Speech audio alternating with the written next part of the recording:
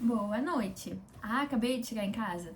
Sim, sim. Voltei à faculdade, então eu estou muito happy, porque, Clarissa, você não fica cansada? Fico. Não é difícil? É. Você tem medo? Muito. Mas eu amo minha rotina. Eu realmente gosto da minha rotina e me irrita muito ter umas férias que não são férias, entendeu? Porque eu vou ter prova logo e aí isso me estressa. Fico chateada porque eu não consigo realmente ter férias. Porque senão eu teria uma rotina das minhas férias. Ainda mais que está chovendo, tá assim. Então eu estou muito feliz de ter voltado à faculdade, de ver as minhas amigas. Eu tava morrendo de saudade. Então eu tô muito feliz hoje. Muito feliz e tem sido uma semana muito legal. Enfim, galera. Enfim, vamos falar. Vamos falar de coisas. Vamos. Depois eu conto novidades em algum momento. Agora não, agora vamos focar aqui porque eu tenho coisa pra falar. E como eu tô muito animada, eu quero falar de um assunto um pouco mais denso. Porque eu acho que hoje eu vou conseguir falar dele mais explicadinho. Então, eu vou começar lendo. E se prepara, porque dessa vez vai ser um conteúdo, entendeu? Não vai ser só. A gente não vai só refletir, a gente vai colocar novas ideias na nossa cabecinha, tá bom? Tá bom? Tá bem? Tá bom. Então, vamos primeiramente ler a Bíblia. Vamos. Se você quiser, pode parar pra orar um pouquinho pra você receber a mensagem que eu quero passar aqui de uma maneira boa, agradável, entendeu? Por favor, porque isso eu faço antes de começar e eu gostaria que você fizesse também. E se você for de outra religião, aí você faz o que a sua religião falar pra você fazer sobre isso, entendeu? Mas tá tudo bem. Tá, a gente vai agora ler 2 Coríntios 7. Vai ler tudo? Não vou ler tudo. Vou ler algumas partes, eu marquei aqui, e aí eu vou ler com vocês. Mas eu vou dar o contexto primeiro. Isso é Paulo, ele tá escrevendo pra Corinto, e antes do capítulo 7, ele tá dando uma dura, assim, ele tá brigando com eles. Então, lembra disso? E lembra que Paulo está sendo perseguido. Então, ele não tá no momento mais soft da vida dele, tá? Então, vamos começar em 7, 4, tá bem? 2 Coríntios 7, versículo 4. E aí, ele fala assim: grande é a minha confiança em vós, de vós muito é ufano. Estou cheio de consolo, transbordo de alegria em toda a nossa tribulação. Pronto. O que a gente consegue retirar daqui? Ele tá muito consolado e ele tá muito feliz com o povo de Corinto. Lembrando que a carta anterior, ele tava falando assim: galera, vocês estão ruins, vocês estão muito ruins, eu estou desorgulhoso de vocês. É que ele começa: estou cheio de consolo, adoro vocês. E aí, agora a gente vai pular umas coisas, tá bom? Se você quiser ler na sua Bíblia, lê direitinho, certinho. Mas é porque como eu tenho muita coisa pra falar, eu tô tentando ser um pouco mais sucinta aqui, tá bom? Please. Ok? Então, e agora a gente vai pro 7, versículo 7. Ele fala assim: e não somente pela sua chegada, porque ele tá falando do Tito que chegou lá. Ele estava trazendo informações sobre Corinto, porque ele não estava em Corinto. Isso daqui é uma carta que ele enviou. E o Tito era um cara que pegava e trazia as coisas pra ele, levava as cartas, enfim. Então, Tito chega até ele, e ele chega com boas notícias sobre Corinto, muitos elogios. E ele fala: não somente pela sua chegada, mas também pelo consolo que recebeu da vossa parte. Ou seja, o Tito foi consolado. Então, referiu-nos o vosso vivo desejo, a vossa desolação e o vosso zelo por mim, de tal modo que em mim a alegria prevaleceu. E aí depois, no 8, ele fala: sim, se vos entristeci pela minha carta, a anterior, não me arrependo. E se a princípio me arrependi, vejo que essa carta vos entristeceu, ainda que por pouco tempo. Alegro-me agora por não ter me contristado, mas porque a vossa tristeza vos levou ao arrependimento. Vós vos entristecestes segundo Deus, e assim não sofrestes dano algum da nossa parte. Tá, vamos lá. Aí eu comecei um questionamento, porque eu fiquei escrevendo. Gente, eu escrevo na minha Bíblia mesmo, às vezes, de vez em quando, assim, porque eu vou lá, penso alguma coisa e falo assim: eu não posso perder esse pensamento. Então, vamos lá. A gente consegue retirar algumas coisas daqui, mas eu comecei a pensar, vamos pensar numa geral e afunilando aos pouquinhos. Eu vou tentar ser o mais sucinta que eu conseguir aqui. Mas, a gente percebe que ele tá muito feliz. né, com as notícias que ele teve. Ele tem um conhecimento sobre a forma como as cartas dele de fato entristeceram aquelas pessoas, e a gente consegue ver que ele em algum momento sente que se arrependeu. Ele fala, e se a princípio me arrependi, vejo que essa carta vos entristeceu, ainda que por pouco tempo. Então ele em algum momento ele sentiu, caraca, eu me arrependi um pouquinho de ter falado demais, acho que eu fui muito honesto, acho que eu falei demais, acho que eu tentei aconselhar demais, e isso é difícil. Isso me trouxe uma ameaça. Vamos pensar, vai comigo. Isso trouxe uma ameaça pro Paulo. Ele se sentiu minimamente ameaçado. E aí depois ele fala que ele não se arrepende, ele fica muito alegre porque aquilo teve bons frutos. Então vamos pensar, que foi o questionamento que eu coloquei. Como é importante o zelo que aquelas pessoas tinham. Vamos lembrar que o Paulo estava num contexto muito difícil da vida dele. E ele começa a falar que ele está muito consolado e muito feliz pelo zelo que aquelas pessoas que ele se sentiu ameaçado tiveram para com ele. E eu comecei a refletir sobre... Vou fechar aqui a minha Bíblia, tá bom? É muito bonitinha, né? Mas eu comecei a refletir sobre como na Bíblia a reconciliação, o perdão e o zelo andam sempre juntos. Sempre. Pra você começar a pensar, o evangelho é sobre isso. É sobre reconciliação, zelo e perdão. É sobre isso o tempo todo. Então, o que o Paulo tá fazendo, ele tá seguindo o exemplo de Jesus. Mesmo quando Jesus era um pouco mais duro, mesmo quando ele falava uma coisa que as pessoas não queriam ouvir, ele ainda assim falava. Mesmo que ele fosse excluído por conta disso. Mas o fato de algumas pessoas darem ouvidos a ele, ao que de fato ele estava querendo dizer, a autoridade dele, ao conselho dele, a amizade dele, o amor dele, é que elas conseguiam ver refletido nele alguma coisa e conseguiam compreender em si mesmas aquilo que precisava ser entendido, mesmo que doesse. Então eu fui repensando sobre isso, sobre a importância do zelo e como ele advém de uma não tentativa de fugir. Eu sei que parece meio doido como chegou nisso, mas eu acho que fez sentido. Na minha cabeça fez sentido. Sabe, como a gente precisa pra ter zelo, ou pelo menos se sentir que alguém tem zelo por nós precisamos às vezes ser um pouquinho mais duros, ou pelo menos se abrir mais, dizer coisas que não são confortáveis.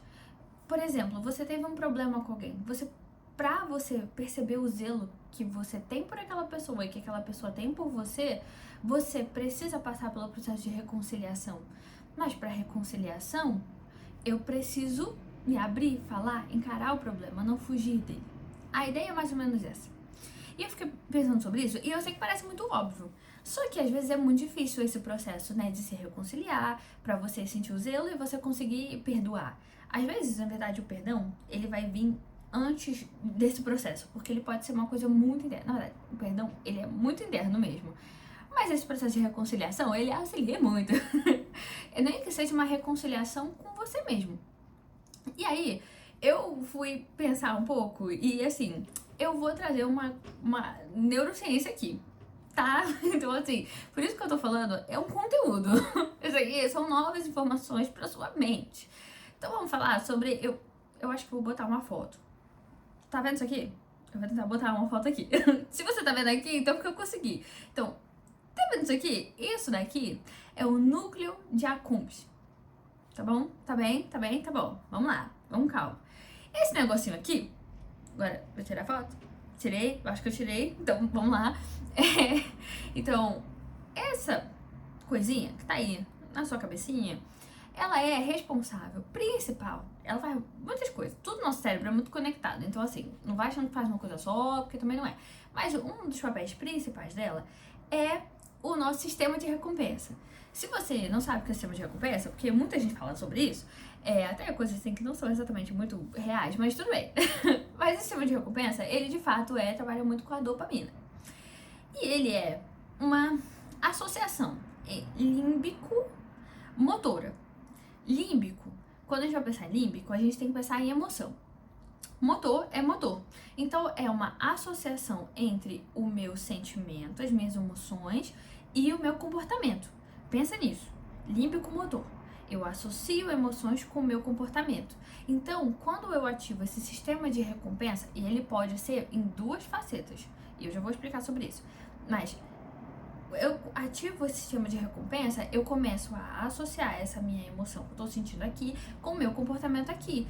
E esse sistema de recompensa, ele também é muito importante para a forma como a gente conduz o nosso comportamento. Então, é um reforço de comportamento. E também na nossa aprendizagem associativa, ou seja, aquilo que eu vejo do meu comportamento, do comportamento das outras pessoas, e eu aprendo com aquilo, mesmo que inconscientemente, tá? Tá, vamos devagar. E aí, essa parte do nosso cérebro, ela tem receptores para duas formas de dopamina. Então, a gente tem a D1 e a D2, e é esse nome mesmo, D1 e D2. Então, esses receptores de D1, ele é o sistema de recompensa do prazer. Então, é quando você come uma comida muito gostosa, quando você gosta de alguém, quando você beija, por exemplo, essa pessoa que você gosta. Então, isso é um sistema de recompensa. Ou quando você queria comer muito uma coisa, ou você queria assistir uma coisa, essa coisa realmente acontece, você assiste realmente aquela coisa, esse sistema é ativado. E você percebe que esse comportamento é gostosinho, traz sensações legais, e você tenta aproximar disso. O D2, ele é o nosso sistema da aversão. Então, a gente está falando de um mesmo lugar.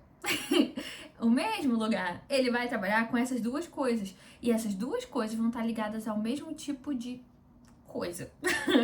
Essas duas formas de recompensa, mas uma mais gostosinha, outra mais... Então, essas duas vão trabalhar na mesma coisa, porque a gente vai estar associando de novo a emoção com o comportamento. Então, essa segunda, D2, ela é mais da aversão. Então, se eu constantemente me esquivo de situações porque eu tenho medo de falar, de me abrir, de me expressar, e eu não tenho essa sensação de que alguém se deu ao trabalho de reconciliar comigo, porque se reconciliar dá trabalho, eu começo a compreender, a aprender na minha cabeça, no meu sistema de recompensa, ele vai vindo da aversão. Eu começo a ter aversão por aquela pessoa, por aquele tipo de pessoa, por aquela forma de pensar, por aquela forma de ser. E eu começo a viver todas essas coisas que não são legais pro nosso comportamento, porque eu começo a me esquivar de situações. E lembra, o Paulo, nessa situação, quando ele fala isso, fala toda aquela coisa, né, de vocês não estão sendo nada legais, isso não tá sendo bom, o que acontece com ele é que ele sente medo. Mas aí, eu vou falar aqui um negócio que é muito importante.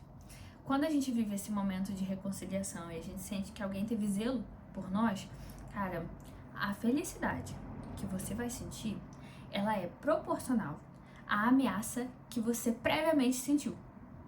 Então, quanto mais ameaçador parece algo que você falou, que você se abriu, um limite que você determinou para alguém, mais ameaçador é quando você sente o contrário daquilo que a sua ameaça estava dizendo para você, que era exclusão, você vai sentir proporcionalmente feliz.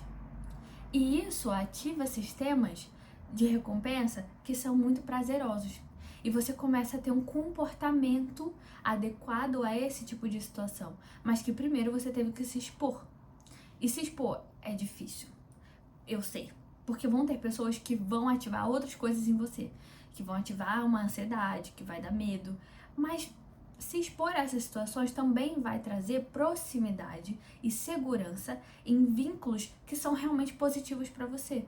Porque a partir do momento que você tenta o tempo todo mascarar e fugir de situações, tudo que você começa a viver é meio falso.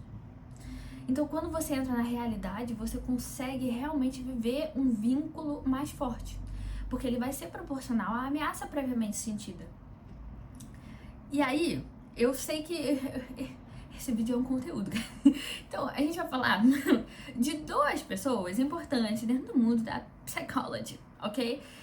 Então, vamos falar primeiro de perguntinhas que você deve e você vai ter. Na verdade, você já tem essas perguntas, só que elas são quase que inconscientes. E eu vou tentar fazer com que você torne elas mais conscientes. A gente vai falar de um carinha chamado Bowlby. E ele vai falar dos nossos processamentos internos. Ou seja, coisas que estruturam quem você é a nível de apego. Porque é como se o apego também formasse quem você é. Tá bem? Então as perguntas que podem surgir na sua cacholinha, mesmo que inconscientemente, em uma situação de um evento, um conflito mais significativo é: eu sou digno de amor? Essa é. Todo mundo se pergunta isso em algum momento, a gente se pergunta isso o tempo todo. E que calma, tá tudo bem. Vamos só tornar mais consciente. Eu sou digno de amor? Essa é uma das dúvidas que você pode ter. Essas pessoas são confiáveis? E esse vínculo, ele é seguro ou inseguro? Essas são questões que você provavelmente já tem dentro de você, porque apego é necessário, faz parte da gente. Já falamos sobre isso aqui, não vamos correr atrás de não apegar, porque isso vai acontecer, você querendo ou não, vai acontecer. Então, viva isso, mas viva isso de uma forma mais consciente. Então, esse tipo de pensamento que a gente tem, ele é porque isso estrutura o nosso eu relacional. Porque, vamos lá, o nosso eu, ele não é uma coisa isolada, ele é uma coisa co-construída. O que as pessoas acham sobre mim é importante, sim. O que as pessoas falam e falaram sobre mim quando eu era criança, por exemplo, isso é importante, sim. O que os meus amigos acham sobre mim, isso é importante, sim. Por isso a importância de se colocar em ambientes que sejam realmente ambientes seguros. Para você fazer isso, você precisa meio que testar essa segurança e começar a se responder essas questões que você pode se fazer em momentos de conflito e vivenciar de fato o conflito, não deixar de viver ele só pelo medo. Porque eu juro para vocês que o Paulo, ele tava falando aqui e é real. Ele se sentiu muito feliz. Por quê? Porque ele teve medo, ele viveu uma ameaça de exclusão, de rejeição. E isso mexe com coisas muito profundas da gente, porque o apego é uma coisa necessária e uma coisa muito básica da nossa vida humana. Então, ele sente esse medo, essa exclusão social. Ele tem medo disso. Daquelas pessoas não compreenderem bem a mensagem dele, aquilo que ele queria passar. Até porque ele fala que eles de fato se entristeceram, mas que essa forma que eles ficaram entristecidos, ela faz com que eles também cresçam. Mas foi a partir da exposição dele, do pensamento dele, que essas pessoas puderam de fato demonstrar que esse relacionamento ele é seguro, que esse vínculo ele é seguro. E quando você passa por esse processo de você se expôs à situação, a um conflito, você vive a ameaça e você recebe de volta zelo, carinho e reconciliação, você começa a se reestruturar com você mesmo. Começa a responder essas perguntas com caraca, talvez eu seja mesmo digno. Talvez essas pessoas sejam mesmo confiáveis. Talvez esse vínculo ele seja seguro, mas você precisa se expor e viver aquilo que é real. E, vamos lá, vamos falar de um outro carinha, que é o Kohut.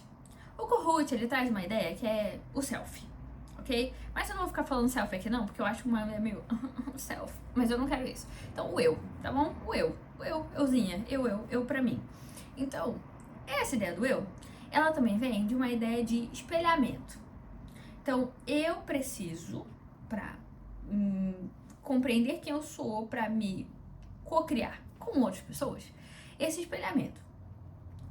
Existe também a questão de ligação com identidades fortes, mas não vamos falar muito sobre isso aqui não. E a gemelaridade, que é você conseguir se ver no outro, basicamente. Por quê? Porque os processos de reconciliação, eles são muito positivos, não só porque você vai se sentir melhor, porque o outro te compreendeu, mas porque a reconciliação, ela envolve duas pessoas, mesmo que seja você com você mesmo, porque exige que você observe o outro também. Para se reconciliar, eu preciso manter o mínimo de concordância. E isso me ajuda muito a reestruturar a significância daquela pessoa para mim, a significância que eu tenho para mim mesmo e para aquela pessoa. E também me ajuda a ter uma questão de coesão relacional comigo mesmo. Então, imagina, você viveu um conflito com uma pessoa. E aí essa pessoa, ela te responde com reconciliação, e você com reconciliação, vocês se reconciliam, vocês vão sentir zelo um pelo outro, o relacionamento de vocês se torna mais forte, mais seguro. Pronto. E com isso, você vai ter uma reestruturação da visão que você teve daquela pessoa. Por quê?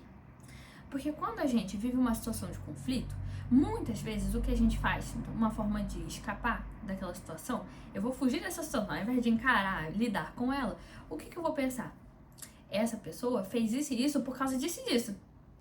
Eu já imagino o que aquela pessoa fez e o que ela pensou e então eu crio uma nova pessoa na minha própria cabeça. Quando eu tenho esse processo de reconciliação, eu consigo fazer esse espelhamento, essa similaridade, porque eu consigo ver que essa pessoa está me enxergando e eu consigo enxergá-la de volta. Ver a similaridade dela em mim. E pode ser que você não tomaria a decisão que aquela pessoa tomou, mas você consegue se reconhecer no sentimento dela, no sentimento que ela teve, na perspectiva dela. E aí você consegue observar. E isso é muito positivo para um treino. É uma recompensa positiva que você coloca sobre si mesmo. Porque isso te traz uma coesão sobre você, tipo, ok, dentro desse sentimento, talvez eu tivesse uma reação que fosse assim, ou eu compreendo que eu não teria essa reação, mas eu compreendo o sentimento, é uma coesão com você. E você reestrutura quem é aquela pessoa para você. E o mesmo acontece do outro lado. Então acaba por se tornar uma relação muito mais segura.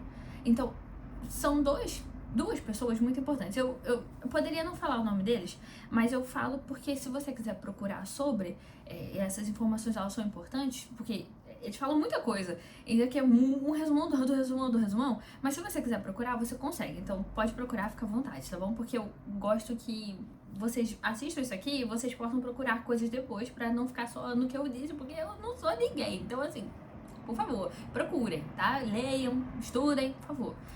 Então, é basicamente isso.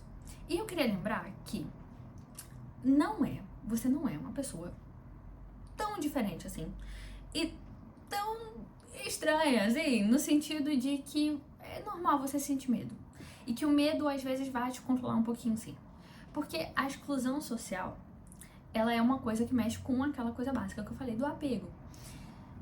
E existe uma parte do nosso cerebrinho que é a nossa ínsula. E ela é o mesmo lugar que ativa a dor física.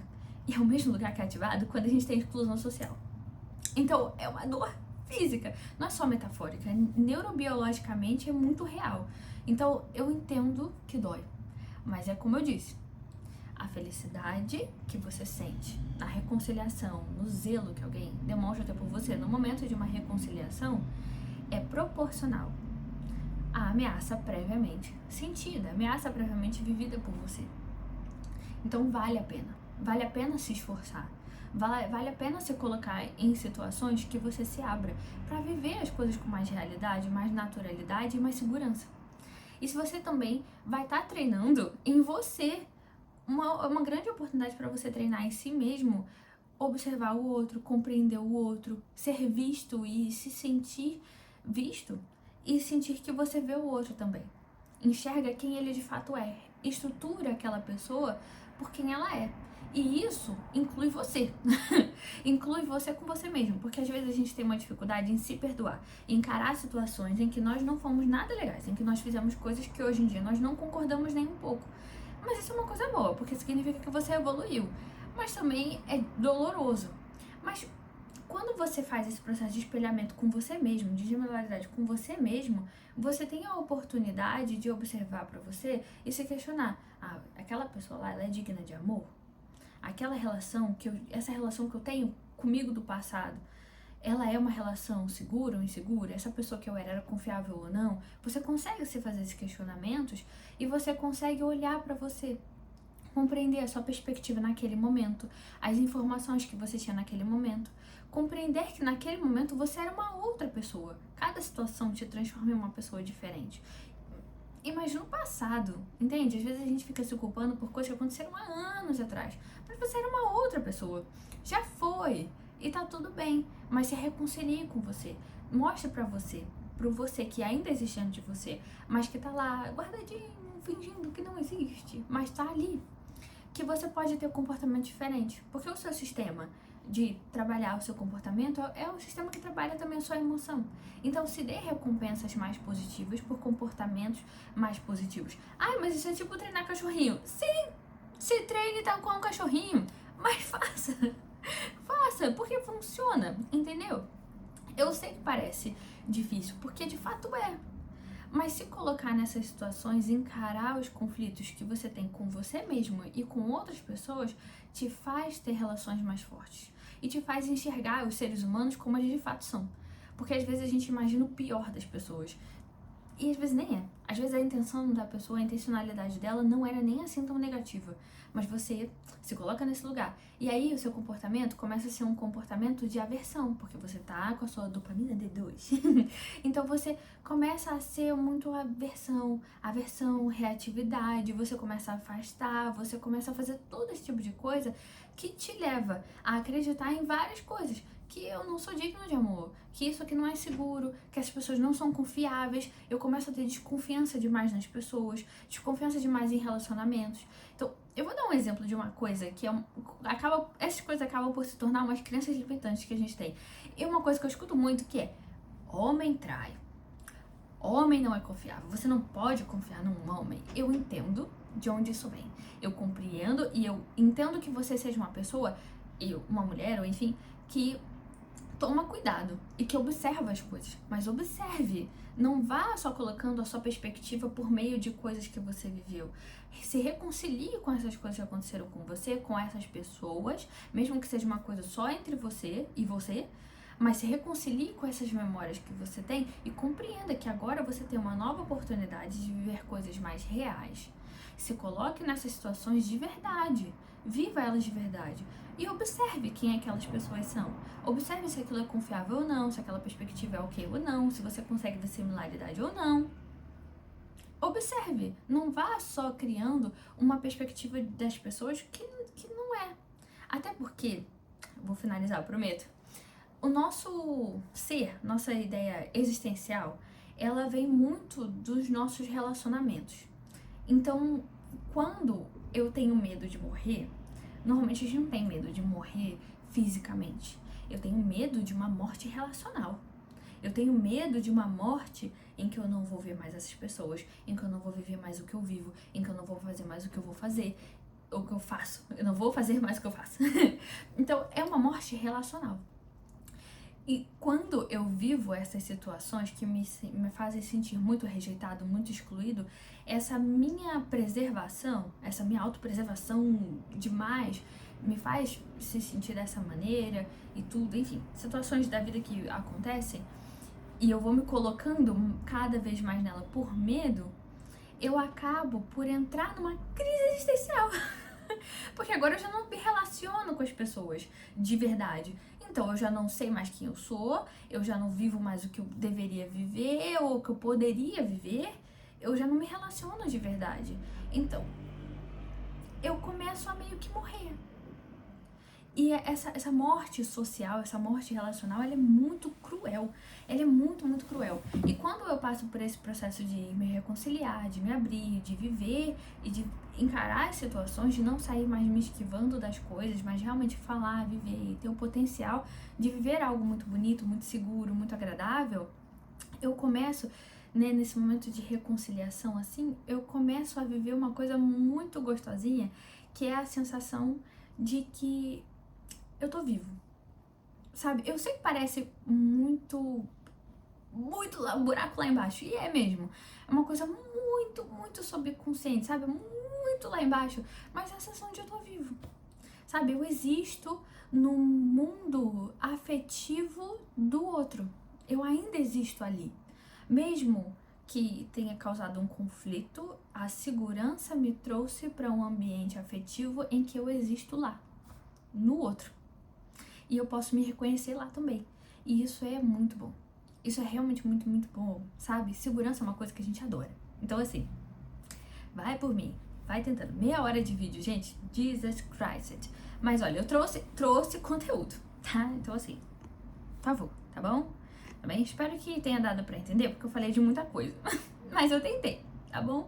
Então, se você não conseguiu entender, pode botar aí, porque eu tento explicar de novo. E é isso, tá? Um beijinho, fica bem e vai viver de verdade.